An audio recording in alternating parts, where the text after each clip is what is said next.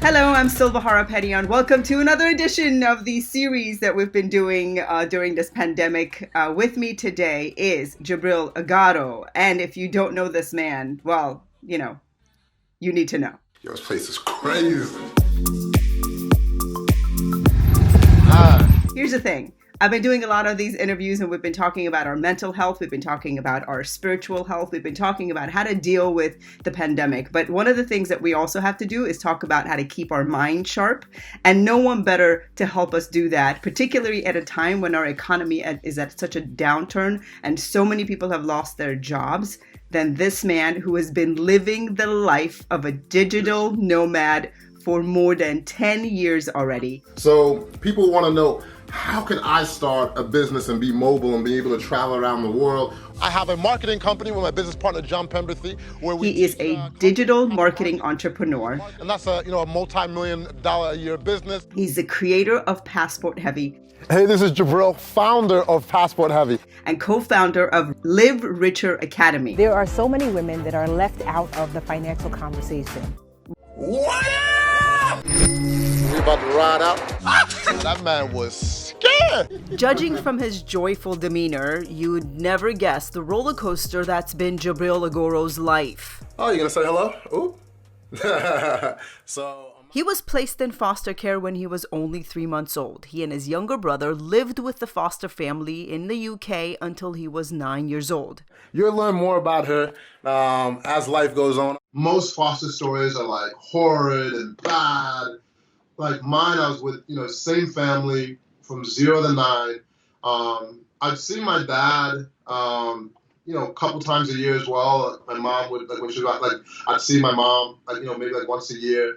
Everything would change suddenly. His life uprooted once his biological mother was ready to take custody of Jubril and his brother, moving them back to Chicago. You don't understand as a kid how hard, it is for some people. And looking back at my mom, just such a superhero, right? 10 people in all were killed by shooting. My mom is giving me the warnings of, be careful. That boy got shot the other day. You want to end up like them? A change that would weigh on young Jubril, but it would also help build resilience and character. My whole world just shifts instantly. For years, Jubril watched his mother battle freezing Chicago winters, riding the bus to work 6 days a week, church on Sundays. My mom, she's a nursing assistant, a CNA, and never made really more than $25,000, a year at that time. And so with 2 kids, we don't really see what a 16-hour shift means working in a hospital and then to do it day after day. Mm-hmm. I'm just whoa, to have time to raise kids as a single mother. You're just holy the kind of overwhelm she must have been feeling in her mind was you just don't get it as an 11-year-old kid. His family's circumstances fueled his desire to want more, to be more, to do more. It ignited his entrepreneurial spirit. Because where you start in life is not where you have to end up. As a kid, the traumaticness of being poor is something I could easily see. If everyone was poor around me, it would have been something else. But when you see kids coming to school with, $100 shoes and all of these things and kids making fun of you because you don't have that stuff, can I swear on this? Yeah, sure. That shit is traumatic as a kid, right? And so I had to figure out at a young age how to flip it.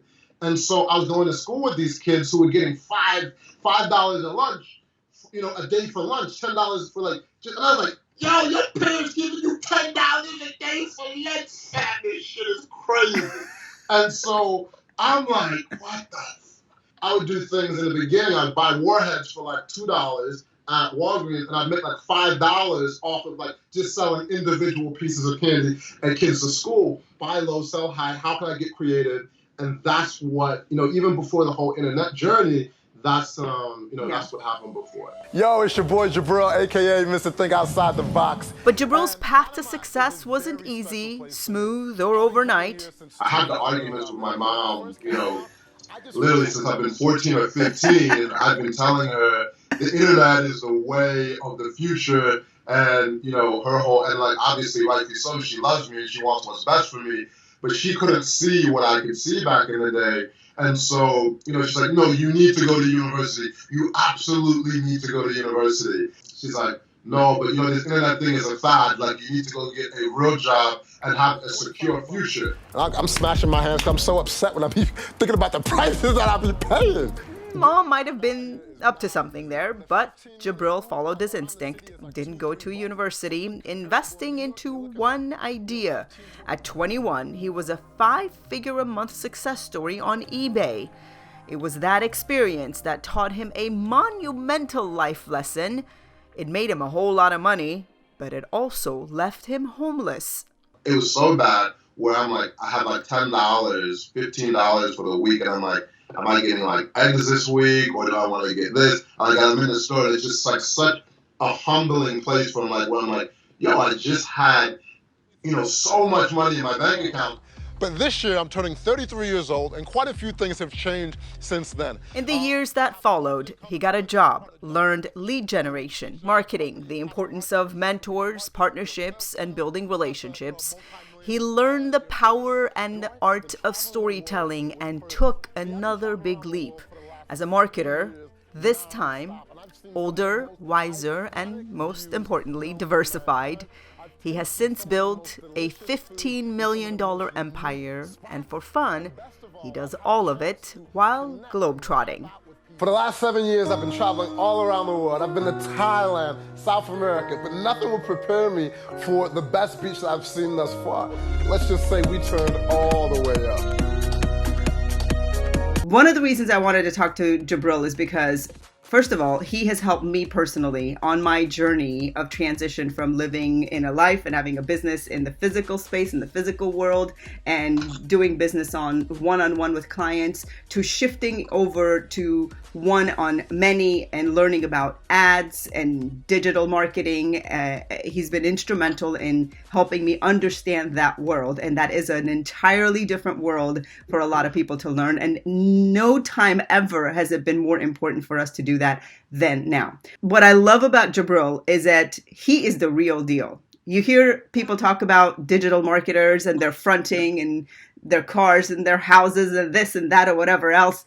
You know what? Nothing is rented here. He actually shows you the numbers. He shows you how much money he spends on marketing and on his ads. He shows you when he fails. He shows you when he succeeds. He is the real deal. And in my opinion, in the digital marketing space, one of the most underrated people that exists. So thank you so much for joining me today. I'm so happy to have you. I know you are super, super, super busy during this pandemic. When people are out of jobs and are trying to figure out what to do with their time, there isn't enough time in the day for you and the work that you've been doing. Is that correct? It's busier than ever. I really appreciate that amazing introduction. Thank you so much. And yeah, life is super busy right now. Business is actually better than ever. And yeah, there's just so much still going on. So yeah, that statement is true. It's busy, but I feel like life has slowed down for me a lot because there's just not as much outside noise. And so I don't have that, what we kind of talked about off camera is FOMO. I don't have the fear of missing out on something. There's no event to rush to. There's no, I'm not jumping out planes. So with all of that, even though I'm busy, I've had more time now to, catch up with loved ones, which has been great, and just friends that I haven't talked to. And a chance, I feel like I've been more present than ever. This is a time when people are really looking at their lives and their livelihoods, whether they are an entrepreneur and have a brick and mortar business, or they have been in the service industry, or if they work for a big company or a medium-sized company, and they're finding themselves in a place where they haven't been before. Now, those of us who experienced the 2008 market crash, right? The economic downturn in 2008, some of us, including me, I was laid off. And that was the beginning for me of understanding and knowing that I needed to have a series of different things in place in order for me to survive not just an economic downturn, but also take the power away from someone else making a decision about if I had a job or if I had an income. So my journey in that digital space began in 2008, 2009. It's interesting for you to say that you've been busy. The question is, how is this possible when people are losing their jobs, when people have no income? How are you busy when everybody else is experiencing something different? Well, it's so like, for example, my life has been online digital for about 20 years. Like I made my first money online as a teenager. And so everything, my life hasn't really changed too much. So I have pretty much all of my businesses are online, and digital. So for example, one of the companies you mentioned in the beginning is my Live Richer Academy. I have a financial education company with my business partner, Tiffany, the Budgetnista, where we teach about budgeting, saving, estate plans, student loans, all these things, financial education.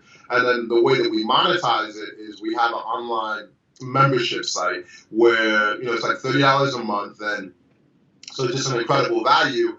And then so for us with advertising, that's how we've been able to scale up, our business. And so we have about 35,000 members, within our academy right now and growing. And then even during something like a pandemic, which is, obviously there's no one in the world right now that's not affected by, the pandemic, if it's for worse, which is a lot of people, or some people, it's better. So like, especially if you're in the online digital space, it's the reason also a lot of these retailers are having such trouble right now, because once they can't sell, people walking through the door, it's, they go to nothing, while, companies like Amazon are seeing like record numbers because of the way that they've set up their business. And it's just been, I've really believed in the online space. I had the arguments with my mom, literally since I've been 14 or 15, and I've been telling her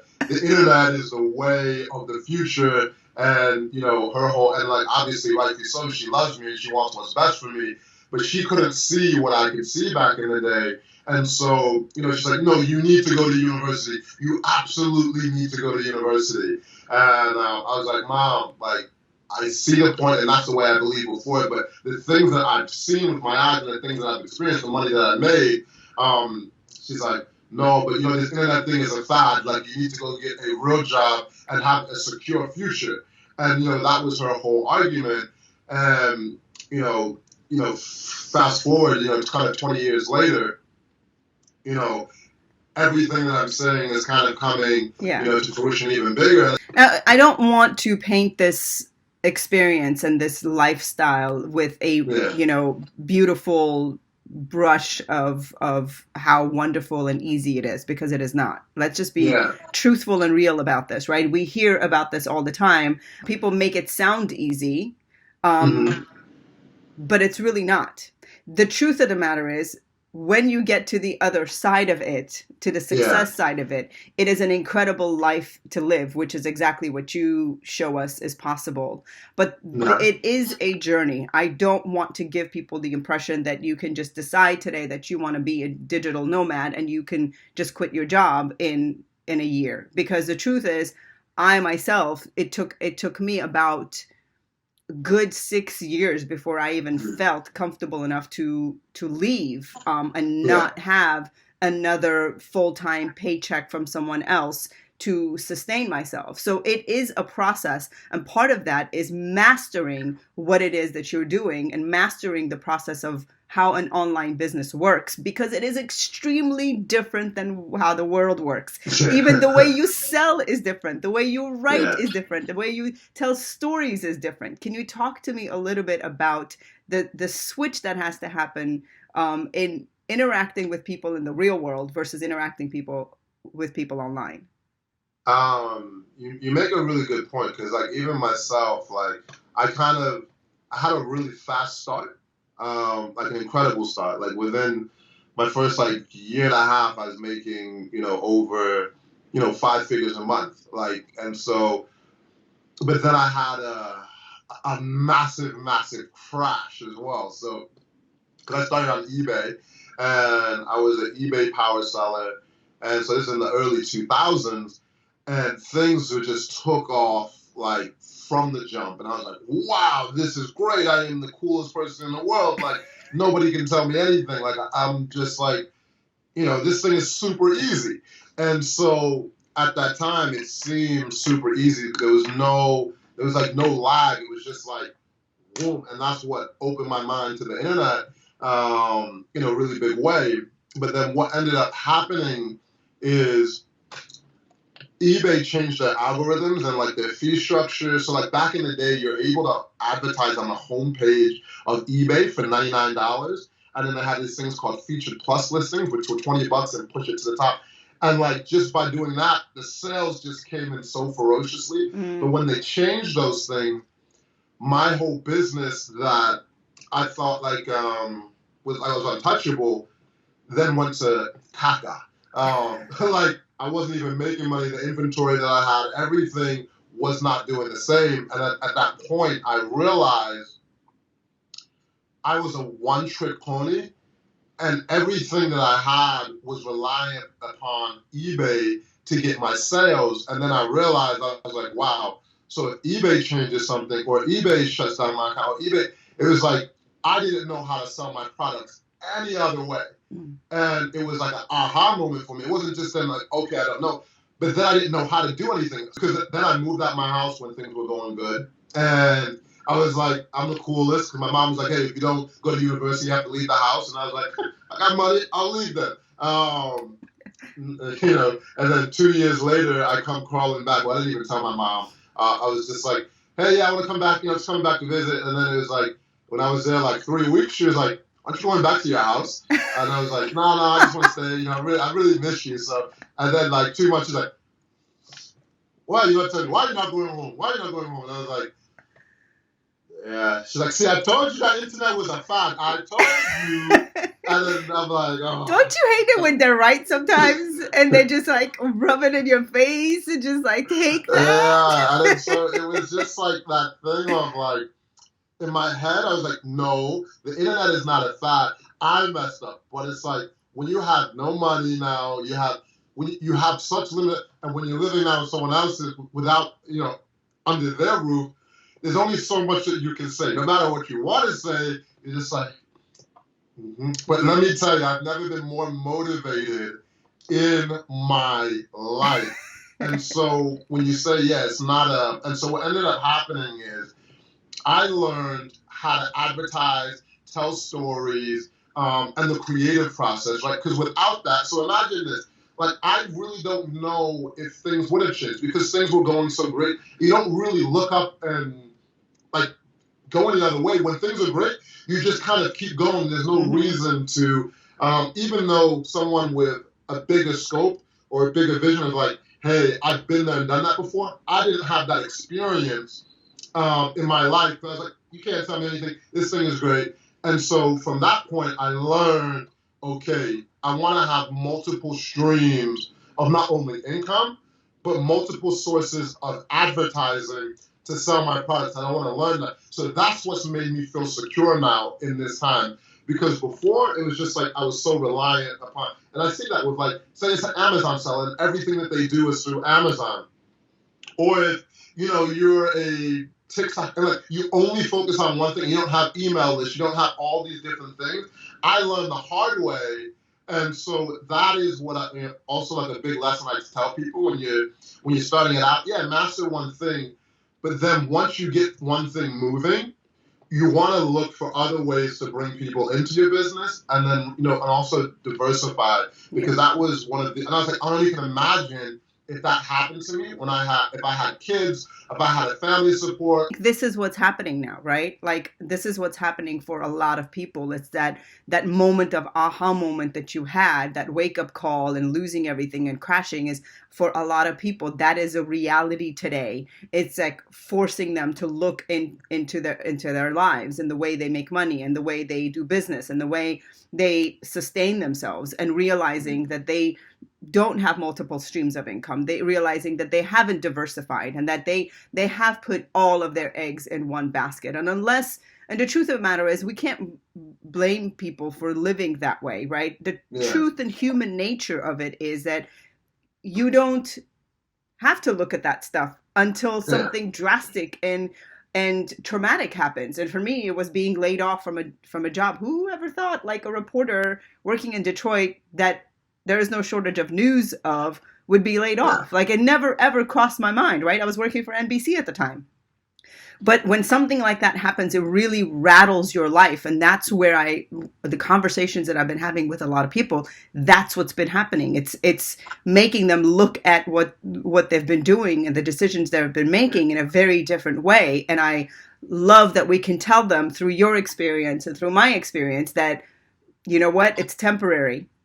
It happens to all of us in one way or another. And you hope that you're in a circumstance that you can just sustain and maintain until you are able to recalibrate and recalculate and figure out what to do next. So for me, it was learning a whole new skill, being awakened and aware of other possibilities and opportunities, and learning the entire world of digital space and having multiple online businesses. For you, exactly the same. So I want to talk a little bit about, what did you do after that? Did you go into studying mode? Did you go into finding a mentor mode? Did you go into, I'm going to learn this next thing mode? Did you know what you were doing, or were you just kind of figuring it out as you went?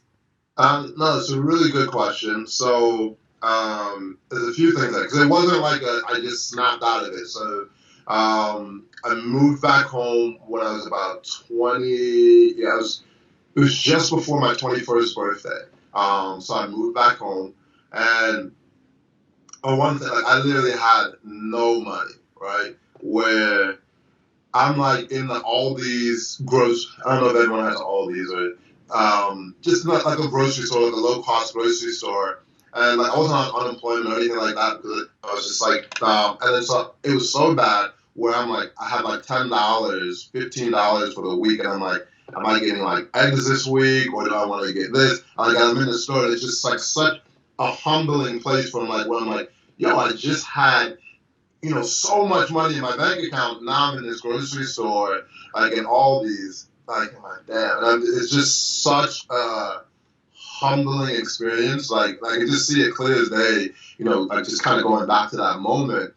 And so what I did as well is I got my first job, right? I got my first job, and that was it was actually kind of fun. And I see opportunity in everything, because there's a time that I could leave my house, away from my mom. I love my mom, but like, it's, when you have no money, you just kind of hit, and then you're just trying to plug away on the computer when it looks like what doesn't look like work, but it's like, you need to go do it. You just keep hearing these things, and it's just like, but when you have no money, you have no voice and option, so it's just like, going to work it was super fun for me. I worked at this university called AIU Online University, which was part of career education.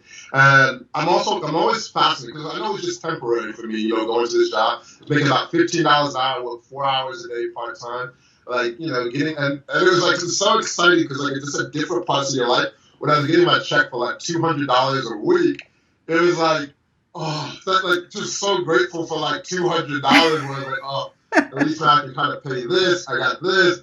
And it's just mind-blowing, to me. But what I did at my job as well is, there was, I'm big into, if I'm in a situation, I kind of look at it like, how can I learn? And I was like, wow, we're calling all these leads. So I would, basically, there's an online university, AIU, and it was about I think tuition was like $20,000 a year for the university. I was like, and so my mind's always moving when I see business models. I was like, we're calling all of these leads. Like, how are they doing their lead generation? Because I was like, I've been in, marketing already, and then learning. I was like, how much do you guys pay for these leads? And they're like, I got the information. They pay like $30 a lead. Wow. I mean, they get thousands and thousands. And so I'm like, wow. And I started to just see, like, and I was like, I'm at the bottom of the totem pole, just like the initial contact before I pass them off to, to the next person. And then I looked at the CEO of the company. And so this is something different, right? Where I tell people, you have opportunities right before your eyes if you open your eyes. So we get like the newsletters that went out, right, every month. And so our CEO of that company at the time was a guy named Gary E. McCullough. Gary E. McCullough was one of 10 black CEOs that are CEOs of a company that does more than $1 billion a year, right? And I was like, whoa. So I mean, most people just read the email, but like I was always like into knowing who and like different. And so when I saw that, I was like, man, his email address is like right here. But I guess like from all the thousands of employees, people just read the newsletter and kind of go about their day. But me, I was like, that's his email address. Hey man, and then the long story short, I end up having breakfast with him. I had a value proposition for him where I'm like, hey, I really love your story. I love what you're doing. I'd love to interview you and share your story. So I was like, nobody really knows who you are, and I think it's so much valuable. And then like going back and forth with his assistant for like, I don't know, 2 months. Then I ended up having breakfast with him, and then my boss at the time was like, wait, how the heck? I was talking to like, how did you have breakfast with like not even the CEO of AIU, but of the whole $1 billion organization? And she was like, how? I was like, I love that story. So, but to kind of speed it up, I know I've been kind of going. So the job, and then I started going through more online marketing training. That was the thing that changed my life, learning how to use Google PPC effectively. And from there, my life was, never this. And this, like I said, this is over a 2.5 year journey. And I finally started to, get where I'm, kind of back at like 5 figures a month. Not anything like, what they're doing now, but like, where I'm like, okay, 10,000, I might be making 11, 12, maybe up to, and it was like where I had some motion now where I was like, okay, I'm going to play this game a lot different. But learning how to advertise, tell stories, and I've always, since that, it's always been in the back of my mind to, keep paying attention to different advertising platforms, the way the world is going, and not think, hey, I am so safe, everything's going to be put forever. I'm always, learning new things. And then it was like, okay, I know all of these advertising skills now. I have all of this. How do I want to direct my energy? Who do I want to partner? Whoops, knock it over the camera. Who do I want to partner with? Who do I want to? Because for me, for advertising, I like to partner with people and and start businesses where I'm like, okay, I could do this end, and then you're gonna do this end, and so that's kind of like where that next chapter of my life began. Yeah, I love that. There's so many great nuggets and lessons in that story. The first being, you cannot take no for an answer. I don't know whoever thought that by not asking that they would get a yes. I mean, one of the most important lessons I learned as a journalist is that you have to ask, and you cannot take no for an answer when people say no. No just means not the way you proposed it, right? Not the way you proposed it. So you have to get creative and know the person that you're talking to in order to, one, ask properly, two, have a proposition in there that is valuable to them, and then not taking a no for an answer also leads to what you just said, where people think that they send 5 emails or they send 5 propositions and they don't get a response, and that's just it. We're done. That's one of the biggest things I teach in my media course, is that people think, hey, I just sent 1 news release and I didn't get a response, so it must be a no. And I have to tell them, I'm like, as a reporter, do you know how many emails a day I would get? 100 emails. I would look at an email, I get off my desk, I go get a cup of coffee, I come back. There's 50 emails between the one I looked at and the one that's in front of me. So imagine if I'm busy or if I'm on a breaking story or if things are constantly changing. It's a numbers game. You have to be consistent and you have to do volume. And this is not a sprint. It's actually a marathon. It's one of the most important skills I think you have to learn as an entrepreneur and just as a person who wants to get things done. Some people call it pushy. I call it being effective. So I don't know what you call it. I want to talk a little bit about you being a storyteller, because I think that's the kindred spirit we have in common, is that we're both really storytellers. And I think that you are a really effective and great storyteller. And I don't mean a storyteller as a marketer in the digital space, but the way you tell stories that are human, that are relatable, that connect people. I think that is what sets you apart as a marketer from everybody else. Talk to me a little bit about learning that skill. It's kind of funny. I have to give a shout out to one of my mentors, like Don Glanville. He taught me a lot about storytelling. And then also, like, you really had to relate to people because in life, right? So he said, people care about themselves. No matter what anyone tells you, people care about themselves, and rightly so. He said, if you have a photograph, right? You have a group photograph of 20 people, 20 beautiful faces, within this photo. Whose face are you going to look for first in that photograph? Yourself. Right. And and that tells you a lot about individuals. No matter what anyone said, they care how they're selfless. They can have all these other people in the picture, but they're always going to look, they look proof of how they look and how they're represented before anything. So no matter what anyone tells you, human traits will never fail. And so with that, I was like, who do I want to surround myself? So with storytelling, I don't try to appeal to everyone. I try to appeal to my tribe of who I want to connect with, right? Mm-hmm. And so I've learned a lot from music. So when I listen to a lot of my favorite artists, right? If it's J. Cole, if it's Drake, or when you think of your same, favorite musician, if it's the Eagles, if it's the Beatles, whatever, Mariah Carey, whoever that it is, the songs that you really connect to most are the songs that you can feel in your spirit, right? You're like, you're just listening, and I'm like, oh my God, they so get me. And it's like you can listen to those songs over and over again. They put you in a certain type of mood. And so a lot of my writing comes from that. So when I'm writing or I'm, thinking about a video, like I use a lot of that same thing of like, no matter what I'm saying, I'm like, how can I connect with the audience? And like through music, right? And that's through being vulnerable as well. I feel like some of the best music are when artists are like really vulnerable. When you because then it's like people, like you give them permission to come inside and they're like, wow, I can connect deeper. And so when a lot of people are just like, oh, I'm this perfect individual, nothing's wrong, I don't, it's like their farts don't smell. It's like, for me, I feel like the best way to connect with people is to be, your authentic self. And then, so when people meet you out, it also as well, or, they're like, wow, you're so similar to like, the videos, and they feel like, so I was like, it's who I am. Or like on social media, I'm not really so polished. It's just like, I feel like doing something, I feel like saying it's not like this rehearsed thing. Well, sometimes when I mess up, I do redo my stories, but it's like a really just natural, like, hey, this is how I feel. This is, in the moment versus like, a rehearsed thing. Yeah. I love it. You touched on everything that I teach in my storytelling stuff. Is the power of authenticity. And you can't connect with people unless you're authentic and who you are, and being who you are is your power. The power of vulnerability, which is extremely important because essentially you are giving people permission to not be perfect and perfectly themselves. And then the third that you talk about, which is extremely important, is the human connection. And I always tell people, if you want to tell a really great story, try to appeal to the human condition, their emotion, their processes, their, inspiration, their conflicts, all of that. These are all things that, I learned subconsciously as a storyteller in news.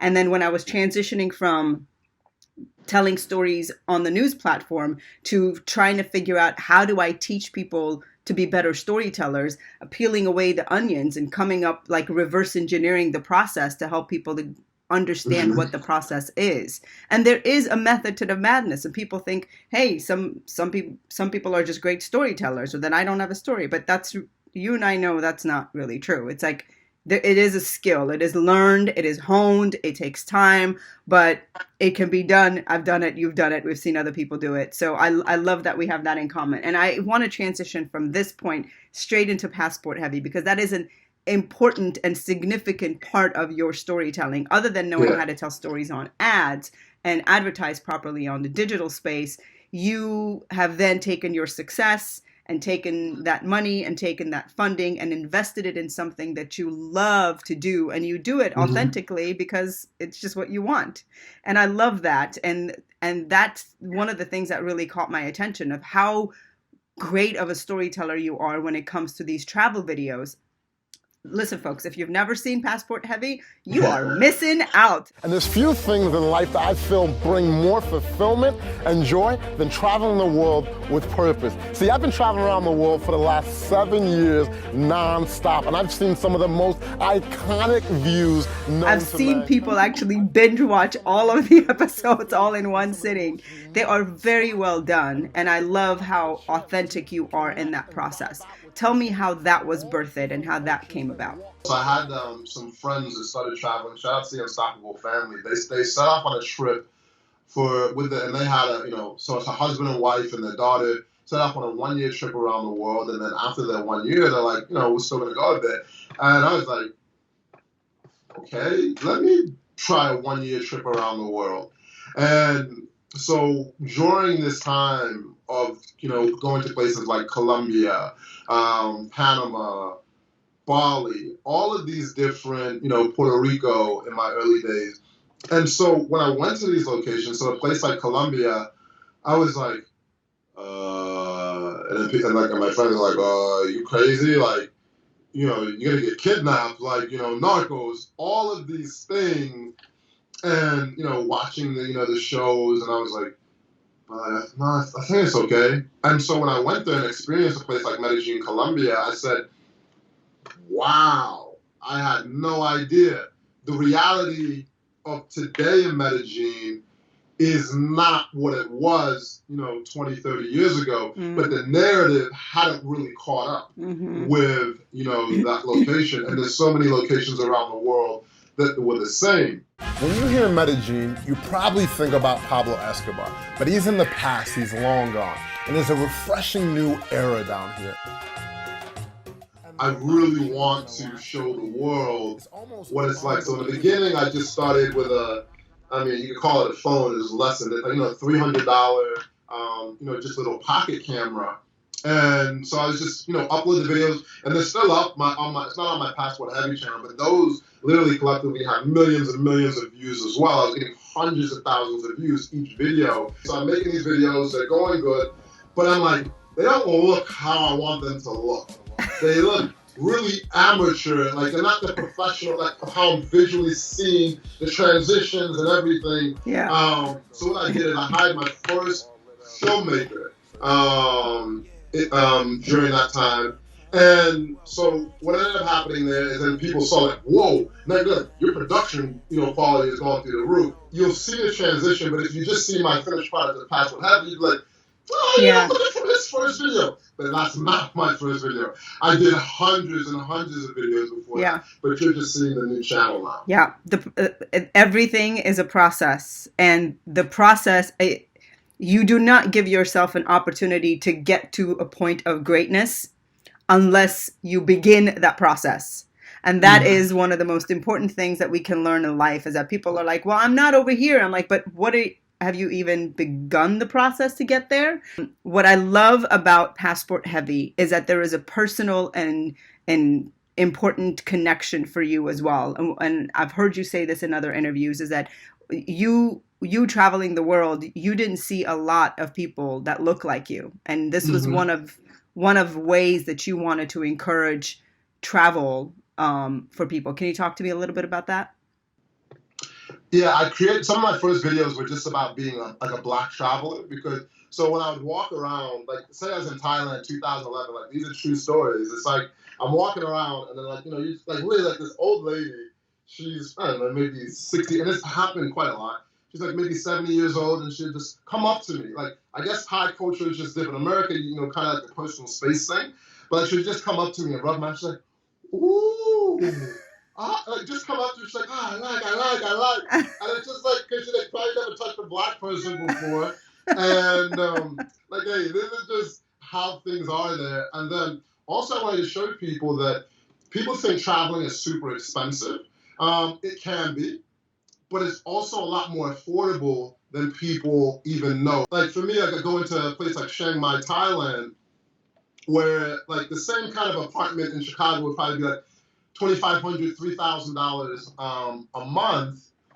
I had where you have like a doorman, you have a pool, you have a gym, just like those super fresh kind of buildings. Like in Miami, they have similar type of buildings. You can get something like that in Thailand for $300 a month, right? So even though, because if you don't have awareness and perception, you would just think it's the same kind of price if you're seeing the images and the videos. So I was like, let me let people know I'm paying $300 a month for my apartment. My motorbike is like $100 that I'm, rolling around on out there. You can buy a bottle in the club out there for like literally $30 in Chiang Mai time. A bottle of Jack Daniels, where in Chicago it cost you like $3, $4, like $100 to have a bottle in the club. Right. And what I was doing when I was younger, I don't do that as much anymore. But all these things, and so I was like, this is so inspiring to people versus like if they just see the glamour without knowing the behind. So that was also a big passion for me. It's like letting people know, because I don't know, for me, the way I kind of felt kind of growing up is like, cool for you. So when you see the celebrities and all the people, but it's like, cool for you, but almost like, F you too. Because it's like, it's cool, but it's like, you don't feel that you can do it. So it's like, good for you, but that's not for me. But when I make my videos, so I'm like, hey, this is what I'm doing, but you can do it too, and here's how I do it. So that was a real important part of my channel. Just got to Ghana, so excited. And how people think of Africa. Like everyone thinks Africa is just a place where you can do a safari, or you can go to Egypt, or you can go to South Africa. But it's almost like Africa is seen as just all poverty. And so like one of my favorite videos I've done recently was like even just showing Ghana, the other side of Ghana.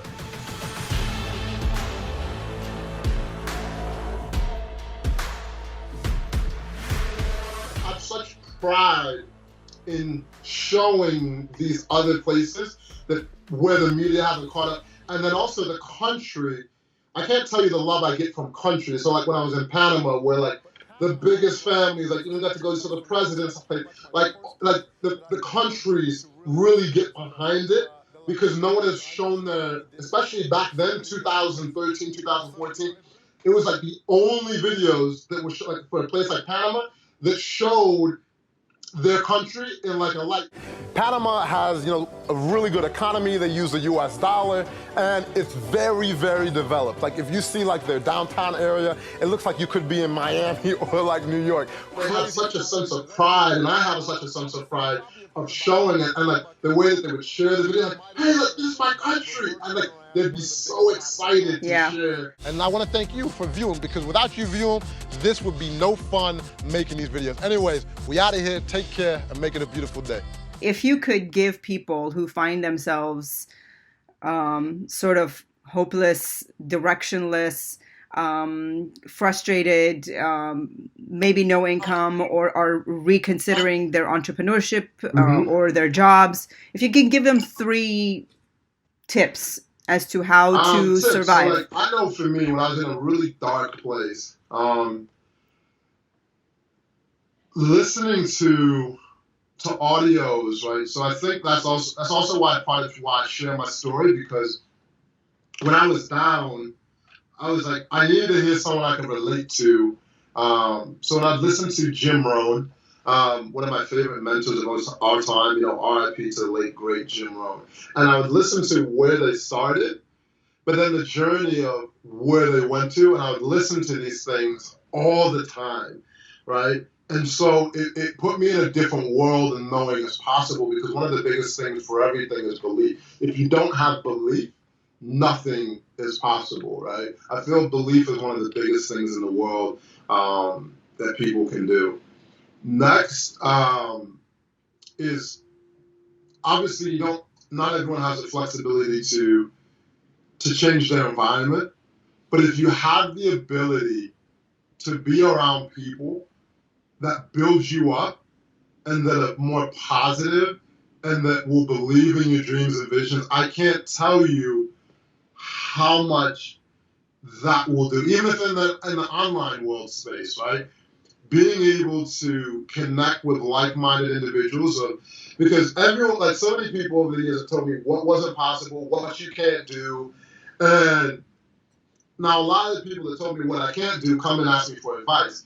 And if I would have listened to them, you wouldn't be here listening to me right now. And so, and it's tough. It's so tough when I go back to those times where people are just doubting me. And when you don't have anything going on, or like you don't have something for people to see, it's so easy for people to belittle you and, basically talk shit and be like, why are you even doing that? Why are you even trying that? And because of what maybe they've done in their life, and they're like, so it's not possible for you. And it was so breaking for me when people would do that, when I didn't have anything to quote unquote show, but I knew where I wanted to go. And then it makes it difficult. You almost feel like you want to give up and quit. Yeah. So surrounding yourself the best that you can with people that will build you up versus saying that it's not possible and it's, because of their vision scope. And I would say lastly is, I'd say mentorship, right? Even if you don't get to see people, or even if you, like I say, like working a job or working for free, of seeing how so like when I get into different circles, here's one of the biggest tips I can give you for if you're looking to break into different industries or different things is work on your craft consistently and religiously. Like work on this craft day in, day out, because one person can change your life. Do good work, be a person of integrity and honor, then, you can do the thing. But you can't jump the steps, right? Yeah. There's all these different steps that you have to take. And not everyone's path going to be the same, but I tell people, like, hey, keep working on your craft, humble yourself a bit. And then it's like literally like one person just getting in that circle. But then it's like the flip side. Now you mess up that relationship, and it could go to crap. But it's like, if you're ready for that opportunity, I think those are three things that could really, be of benefit. Yeah, I love that because, that's one of the other things I preach and teach in media is that 90% of media is being media ready. And 10% is the pitching and finding that opportunity, because you can find that opportunity, but if you're not media ready, you're not going to be able to secure that opportunity. So 90% of the work is figuring out how to be ready for that opportunity. And that's you helped me get ready for my first TV interview. How did I go? How did I do? Good. Like it made me feel so much more relaxed so I had my first TV interview on Fox, and you just like, because you've done interviews and everything, so I was like, okay. And I was able to actually time. So like, this is a longer interview, which is good. But when you're trying to condense everything for a 4-minute segment, it's a totally different level of preparation. And your prep really helped me get ready for that. Oh, thank you so much. I really appreciate the shout out. Thank you. Because, you've been in front of the camera for a long time yourself. You do your passport heavy stuff and interviews, and you do social media. So, you're not green. You're not new to this journey, but you are right. There is a difference between having to speak in sound bites and when you don't have 15 minutes to convey the information. But thank you for that shout out. And for those of you who are interested, I hope you really enjoyed this interview and got some important nuggets out of Jubril's story. And if you want to know more, I will tell you this. Jubril's online Facebook advertising course, it's called Add Value, is incredibly amazing. It is worth its money 5 times over. You learn everything you need to know about the basics of advertising. I mean, listen, I'm not going to sugarcoat it. It's still a process. You still need to do the work to see results. However, if you want to know the basics and the ins and outs and the little details of what you need to know before you get started and while you're going through the process, it's a great course. Literature Academy, you can find them online as well. That's definitely something that you should invest in if you need to have a better credit score, if you need to budget, if you need to buy a home, if you need to learn more about money and finance. And they've been doing a lot of work during this pandemic, helping people sort of stay on their feet and get on their feet and maximize and leverage this opportunity. What am I missing? Passport Heavy. Go check them out on YouTube. You got to watch their episodes. They're awesome. So if you need to connect with him, find him on Instagram. That is the best platform to connect with him. But before we go, guess what we're going to do? Where is Jubril now? Because you can't travel just yet. A secret location in California. I live in California. All right. Give us a little tour of where you are. I wonder if I can flip. I don't think on the Skype, but so this is what the setup looks. I got the lights. And oh my. so it's super cool. Before I go out there, I might lose signal. But I'll take you out here. But like every morning, you can pretty much see like dolphins. Like once a week, I see like whales. Like every day, we see seals. But I'm gonna go out. I might lose signal. But So we'll where are you exactly? You're in Malibu? I don't like to tell people where I'm at. But someplace in California. Someplace on the ocean. That's where he is. It's beautiful. Nice. Yeah, it's great. It's like, and especially during so I live in Oakland, California, Yeah. which I absolutely love. Have a place there. But what this does during the pandemic, I was like, man, I really. So for the last couple months, I've been here, and I think that's another thing that's changing as well, right? With like Twitter just announcing, because that's the thing. Not everyone needs to be an entrepreneur, but like with the digital nomad world, Twitter just announced you never have to come back to work if your job is not essential in the office. And I think a lot of companies are following suit. So it's not even just the entrepreneurs. And like I said, for us, like we have 20 employees on just even our Live Richer Academy. And then our marketing company, we have like 9 people in the office. But they work remotely. And so, that's another thing as well. It's like, even if you're going to take the entrepreneurial route or you're going to take the job route.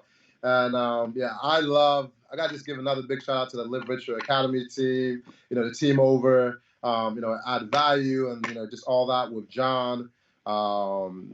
It's so great. Like, we wouldn't be where we are. Like I said, a lot of people, like, so much, you don't have to be great at everything. Like I said, like, a lot of the women on our team have like master's degrees and everything, like so much smarter than me in so many areas. It's just like, it depends on how you, just really play it. Yeah. Finding those partnerships that are going to be symbiotic, that are going to, help each other grow. And I love that. You've done that very well in your life and in your business, and, creating relationships and partnerships in ways that serve you and serve the people that you spend time with and grow with. So, great. Thank you so much for joining us today. We hope that you were able to receive value from this information and this interview. Thank you, Jubril, for giving us some of your time and helping us get to know you a little bit better and inspiring us on this journey during this pandemic. If you want to maybe nominate someone that we can interview that has a great story, you know where to find me.